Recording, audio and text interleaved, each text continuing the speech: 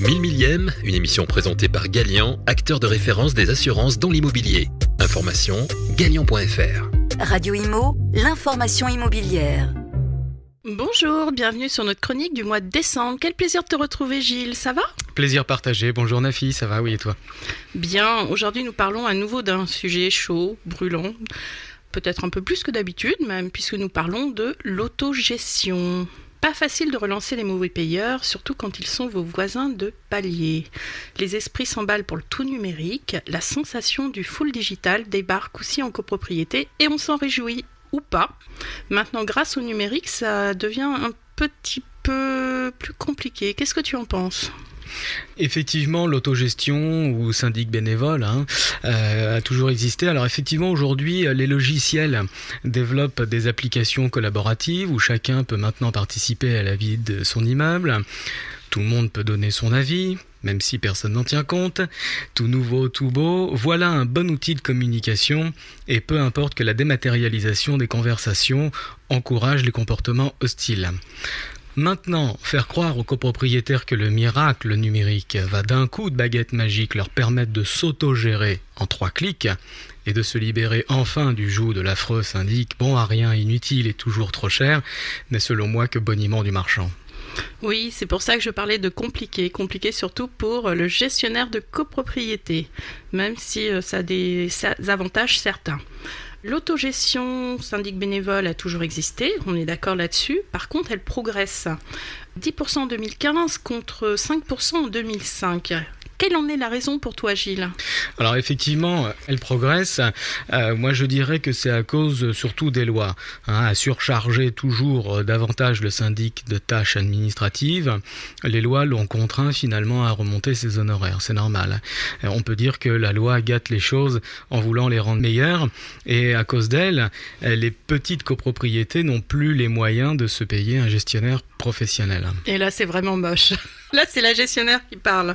Ceci dit, c'est vrai ce que tu dis sur les charges. Je me rappelle une étude de l'AFNAIM de 2015 qui indiquait de mémoire que concernant Paris, en moyenne, 13% des budgets des copropriétés étaient alloués aux honoraires de syndic. Alors 13% dans l'absolu, chacun pourrait se dire, bon, c'est pas grand-chose, sauf que 60% des copropriétés en France sont des petites copropriétés composées de moins de 20 lots. Donc 13%, ça peut représenter, en moyenne, ça peut faire plus de 50% pour les petits immeubles. D'ailleurs, dans mon portefeuille, j'ai quelques petites copropriétés, une poignée environ, où le poste principal, finalement, c'est l'assurance et puis les honoraires du syndic. Alors, tu vas me dire, oui, on met en concurrence le contrat d'assurance, on va essayer de mettre en concurrence, je sais pas, la société de ménage et autres, mais le syndic, c'est un peu incompressible, même si on tire vers le bas à un moment. Et ces copropriétés-là peuvent être tentées par l'autogestion. Qu'est-ce que tu en penses ? Oui, tu as tout à fait raison, mais selon moi, l'autogestion, même si elle progresse, elle restera toujours marginale. Alors pourquoi ? Il faut savoir que le métier de syndic a des origines séculaires. Et il répond à un besoin, j'ai envie de dire, naturel. L'autorité. L'autorité compétente. Ah oui, bien sûr, compétente. Tu sais que dans la célèbre pyramide de Maslow, la satisfaction du besoin de sécurité, dans le sens autorité, arrive immédiatement après la satisfaction des besoins physiologiques. C'est quand même pas rien. Alors interrogez les professionnels aujourd'hui et ils vous diront tous qu'ils sont un peu le maire du village, son défenseur, son gendarme, l'autorité qui régule. Et même son médecin de famille qui écoute et soigne les maux. Et là on peut dire l'autorité compétente.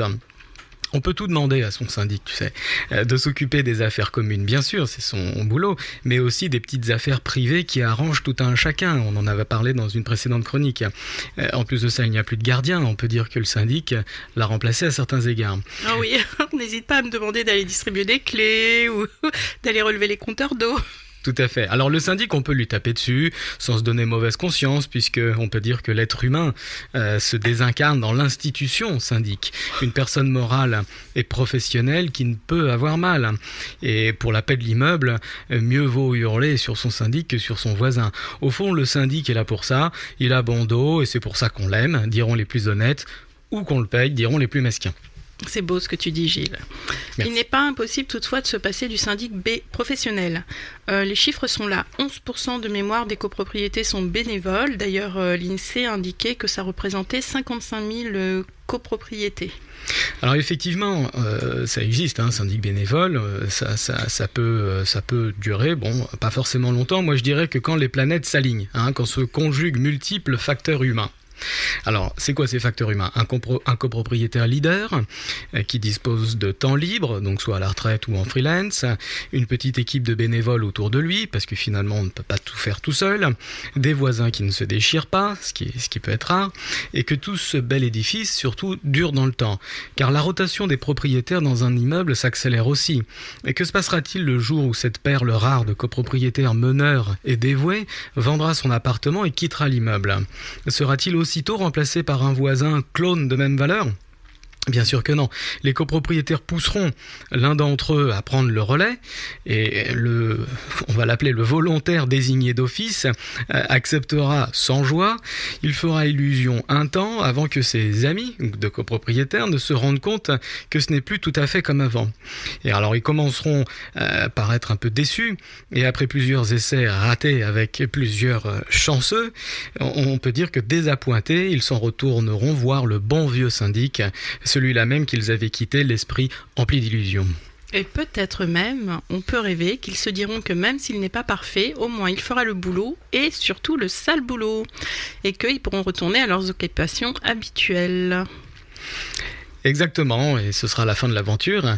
Je dirais que l'inspiration un peu anarchiste des humains se croyant aptes à s'organiser sans dirigeants est utopique.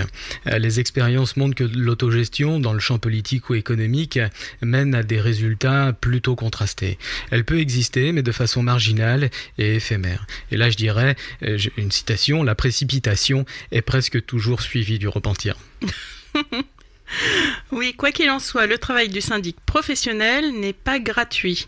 Et les militants de l'autogestion sont souvent des militants de la baisse des charges et ils plaident pour la raison économique. Qu'est-ce que tu en penses ? Est-ce que c'est vrai que passer en autogestion, c'est faire vraiment des économies ?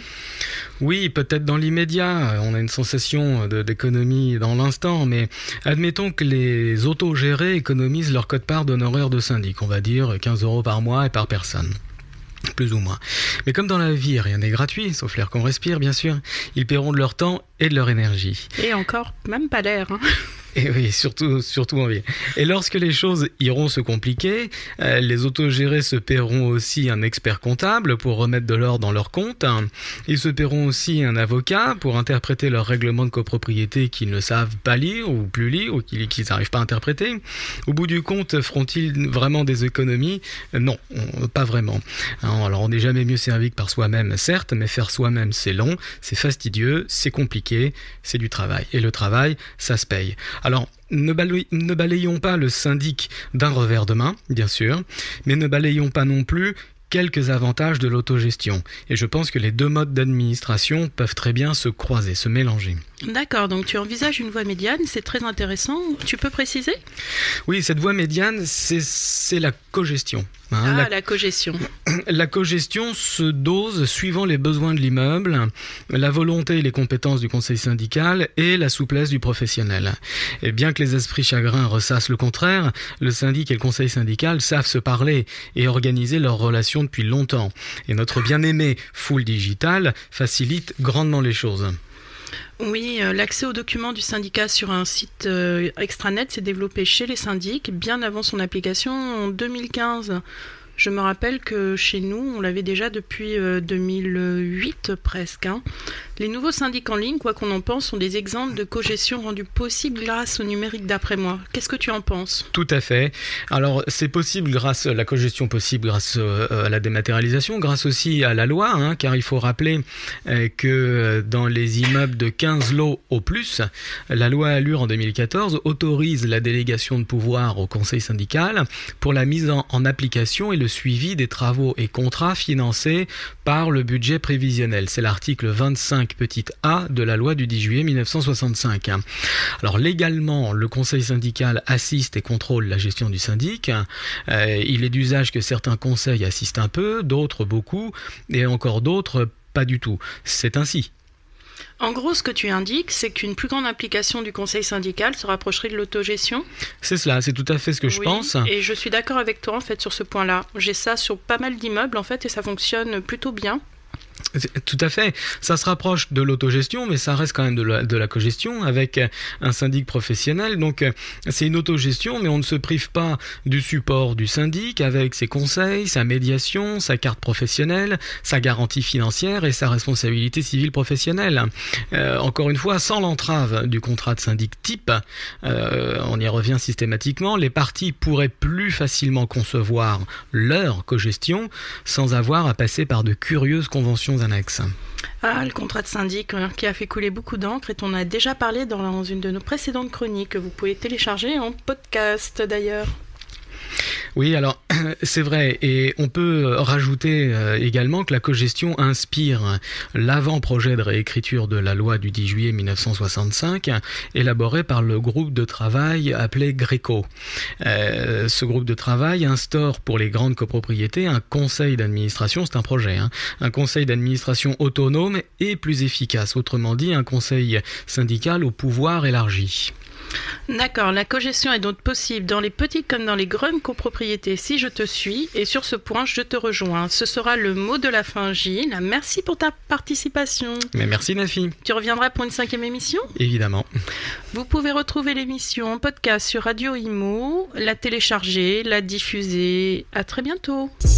1000 millième, une émission présentée par Galian, acteur de référence des assurances dans l'immobilier. Information, galian.fr. Radio Imo, l'information immobilière.